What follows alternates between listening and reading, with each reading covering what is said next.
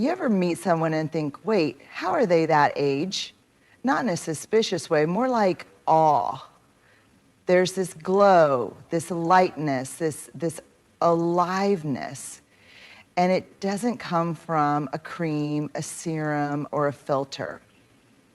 It's something deeper, more earned than applied. Today, I want to explore the 7 hidden reasons, the ones beneath the surface, that you look younger than your age. And no, it's not about luck, it's about how you've lived. Not the nosy kind, not the I need to know your business kind. I'm talking about the deep heart-level curiosity, the kind that looks at the world and asks, what else is possible instead of why bother? You see, life has a way of testing us. Disappointment, betrayal, burnout, those things can shape us. And for many people, they slowly chip away at wonder until all that's left is a hardened, skeptical lens. Cynicism starts to feel safer. Like a shield, you assume the worst so you can't be disappointed. You disengage so you won't be hurt. You stop being surprised so you won't feel foolish. But here's the thing, cynicism might protect you from pain, but it also steals your vitality. It dulls your spark. It ages you, not just in your face, but in your spirit. Curiosity, on the other hand, keeps you open. It keeps you soft in a world that tells you to toughen up. It lets you say, maybe there's something I don't know yet. Or maybe that person's not just being rude, maybe they're hurting. Curiosity is what makes you ask someone how they really are and wait for the answer. It's what drives you to learn new things, read new books, try new recipes, take a different route home just because it's Tuesday and why not? When you live with curiosity, your brain stays engaged, your heart stays pliable, and your energy, it stays fresh. Think about someone who's deeply curious. They lean in when they talk to you. Their eyes light up when they hear something new. They're still interested in people, in stories, in growth. That presence is magnetic, and it reads as youth, not because they're trying to look young, but because they're still awake to life. So yes, maybe you have some laugh lines. Maybe your hair's got a few more silvers, but your spirit, it's still wide open, still seeking, still stretching, still surprised by the goodness of a sunrise or the magic of a good question. And that curiosity, it's kept you young in all the ways that matter. Let's be honest, surface level relationships are everywhere, and they're easy. A quick scroll, a heart emoji, a thinking of you text sent while doing 3 other things. It's not that they're bad, it's just that they don't feed you, not really. But you've chosen something different. You've made the courageous decision to show up for real connection, not just contact, connection.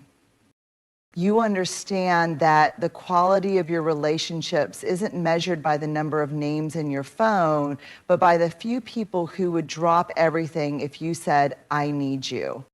Deep connection is a choice. It's a commitment.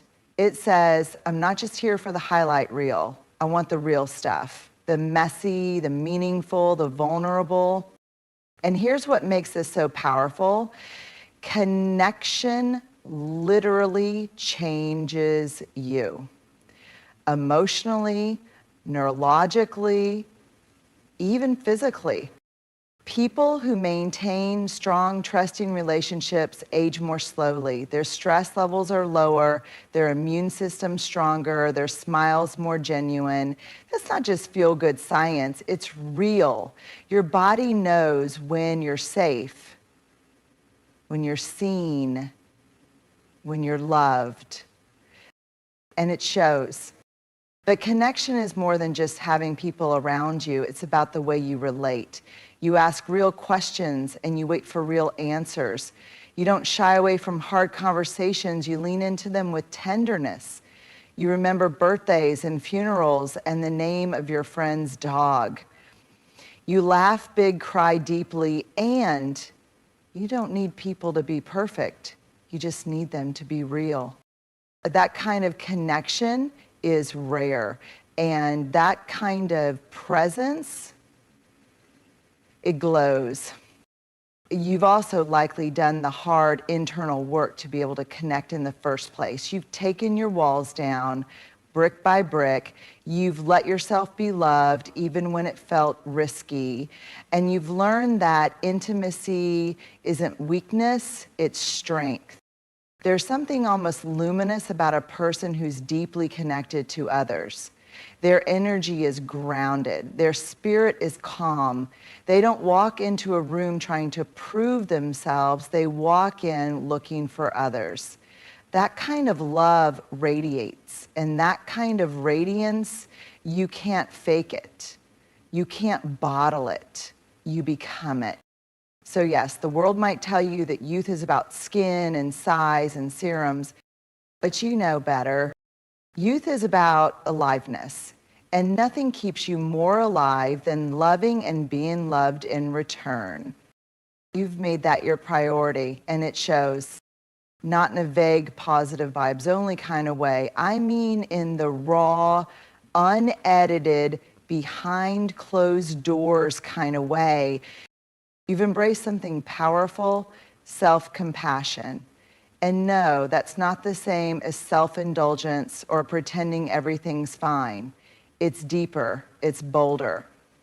It's the practice of telling yourself the truth with kindness, of meeting your mistakes, your aging body, your unmet goals, not with shame or criticism, but with gentleness. Let's be clear, this didn't happen overnight. You didn't just wake up one day with a soft, loving inner voice. Most of us are trained from a young age to be our own harshest critics, to equate worth with achievement, to measure ourselves by impossible standards. So the fact that you've slowly unlearned that, that's the real work. You've traded in the toxic loop of not enough for something much more healing. I'm doing the best I can with what I've got today. And that shift, it has changed your life. It's allowed you to rest when you need to without guilt. It's let you set boundaries not out of defensiveness, but out of self-respect. It's taught you to look in the mirror and see a whole person, not a list of flaws to fix. You've stopped talking to yourself like an enemy and started treating yourself like someone you love, someone worthy of grace, someone who doesn't have to earn rest or joy or softness. That kind of internal shift doesn't just affect your mood, it affects your entire being. Because the way we treat ourselves inside, it eventually shows up outside. Do you ever notice how someone looks when they're at peace with themselves? Their shoulders relax, their eyes soften, their presence is calmer, steadier, less performative. There's a glow there, a lightness. And that glow, that's what makes you look younger. Not your moisturizer, not your diet, not the filter on your latest post. It's the years you spent untangling your worth from your weight. The compassion you extended to yourself after the divorce, the layoff, the failure, the forgiveness you practiced for the parts of yourself you used to hide. Self-compassion isn't fluffy, it's fierce. It's the opposite of giving up. It's showing up for yourself every day with tenderness and truth. And let's be real, when you stop beating yourself up, everything softens. Your face, your body, your energy. You stop carrying invisible armor. You don't bristle at every imperfection. You don't hustle for love. You become a safe place for yourself first and then for others. So while the world may chase you through injections and procedures, you've taken a wiser path. You've chosen to age with kindness. to meet yourself with the same grace you offer everyone else, to wear your years not as shame, but as proof of love lived and lessons learned. That's not just beautiful, it's timeless. And I don't mean performing emotions for others or giving them a polite little nod before shoving them back down with a smile. I mean really feeling them, sitting with them, listening to them, honoring them as valid messengers instead of treating them like enemies. You've learned something many people spend their whole lives avoiding. Suppressing emotions doesn't protect you. It stores them in your body, in your mind, in your cells. Anger that isn't expressed turns inward as resentment or illness. Grief that's denied doesn't disappear, it hardens. Fear that's silent starts to take over in other ways. Anxiety, control, numbness. But you've chosen the harder, braver path to process your emotions, to face them instead of fleeing from them, to feel them instead of fixing, numbing, or denying. And that kind of emotional integrity, it's not just good for your heart, it literally keeps you young. When you feel your emotions, you release tension instead of carrying it around in your jaw, your shoulders, your gut. You breathe deeper. Your body doesn't have to stay in a constant low-grade state of fight or flight. Your nervous system feels safer, and that internal safety radiates outward. Here's what else is true. People who allow themselves to feel deeply often live more lightly. You've cried when you needed to. You've screamed in your car just to get it out. You've journaled through the chaos, danced through the pain, or simply sat on the floor and said, "This is really hard," without needing to fix it. You've stopped apologizing for being emotional. You've stopped treating grief, anger, disappointment, or fear as weaknesses. You've stopped pretending that everything is fine when it isn't, and that authenticity, that honesty, you've made you magnetic. Because when you process your emotions instead of suppressing them, a few amazing things happen. You stay emotionally agile. You bounce back faster. You don't get stuck. You become more empathetic. Your capacity to hold space for others grows. You stop walking through life like a clenched fist. You soften. And soft doesn't mean weak. Soft means free. Free from pretending. Free from performing. Free from all the pent-up, unspoken things that keep us rigid and closed off. There's a brightness to people who've made peace with their own inner weather, a calm that says, whatever comes up, I can handle it. I don't have to run. And that kind of emotional fluency, it's rare, it's beautiful. And yes, it keeps you looking and feeling younger. So no, you haven't stayed young by accident. You've chosen truth over tension. You've made room for the full spectrum of your humanity. And in doing that, you've given your body, your mind, and your heart the gift of relief. That relief, that exhale, that's what people see in your eyes when they say, "You look amazing, what's your secret?" It's not a secret. It's emotional honesty. And it shows. The body that carried you through heartbreak and held your joy. The body that got you out of bed when it was the last thing you wanted to do. The body that changed shape as life changed seasons. You've made a radical, beautiful choice in a world that constantly screams, "Fix yourself." You've chosen to move your body from a place of love, not punishment. That changes everything. You're not dragging yourself to the gym because you hate your thighs. You're not skipping meals because the scale scared you this morning. You're not treating your body like a project to perfect. You're treating it like a partner to care for. At that shift, it's sacred. Because when movement becomes a way to celebrate your body instead of shame it, your energy shifts, your presence changes. You move with grace, not guilt. And that grace, it shows. Some people move their bodies as a form of control. You've chosen to move as an act of kindness. Maybe you stretch in the mornings just to feel yourself come alive. Maybe you dance in the kitchen when your favorite song plays. Maybe you walk or garden or practice yoga, not to burn calories, but to reconnect with yourself. You know, the joy of movement, the pleasure of inhabiting your body, not just managing it. And let's not pretend that this journey has been easy. You've had to unlearn decades of messaging that told you your body was only valuable if it looked a certain way. You've had to silence the inner voice that whispered you're falling behind. You've had to replace no pain, no gain with no love, no point. And you did it. You redefined fitness not as flat abs or marathon medals, but as feeling alive in your skin. You stopped obsessing over what your body looks like and started focusing on what it can do, how it feels, how it carries your spirit through the world. And here's what people don't tell you. That kind of loving relationship with your body radiates. You carry yourself differently. You don't shrink to take up less space. You expand into who you are. You smile more. You breathe deeper. You move like you belong because you do. And yes, people notice. They might say you're glowing or you've got this amazing energy about you. What they're really seeing, freedom. You're not at war with your body anymore. You're not punishing it for the pizza or pushing it through a workout it hates.